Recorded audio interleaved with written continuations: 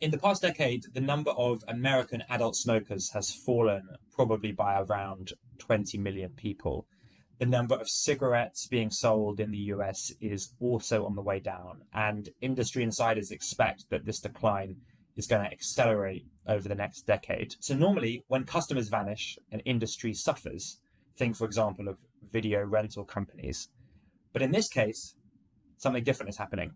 The tobacco industry is thriving. In fact, if you had bought the shares of American tobacco companies about 2 years ago, you would have had a better return than if you'd invested your money in the NASDAQ tech index. So how does that work then, with all of those customers vanishing, but still the returns are really healthy? Okay, so this is where the economics comes in. This is all about price elasticities, and cigarette manufacturers understand them. So when lots of people smoked, there were lots of price elastic consumers. So in other words, they were fairly sensitive to increases in the price of a cigarette. And that meant that really the cigarette companies couldn't increase prices too rapidly. However, as more people have quit, only the most committed or addicted smokers remain. And those people, on average, are more price inelastic. So they are less likely to be put off by a price increase. And so what's happened is that the tobacco companies have responded to this change in consumer composition by raising prices at an ever quicker pace.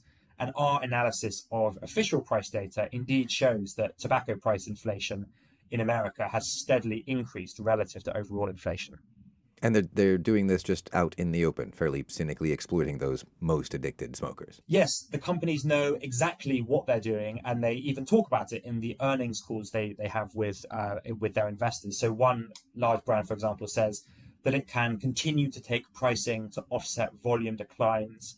Another one recently said that price mix more than offset volume decline. So in other words, what's happening is they know that they're going to be selling fewer cigarettes. However, the price of those cigarettes is going to go up. And so what you actually see in a lot of these companies' earnings is that their profits can actually increase as a result of this. But there's got to be a top end of it, right? You can't have infinitely costly cigarettes. Absolutely. Manufacturers cannot increase their prices forever. I mean, you're not going to have a situation where there is one incredibly addicted cigarette smoker who supplies billions of dollars worth of profit to the Not enough hours in the day.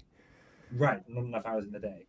And so what this means is that at some point, yes, even the most determined or addicted smokers, they will either die, they will quit because the price is just too high, or they'll find an alternative. So that could be vaping, that could be black market cigarettes.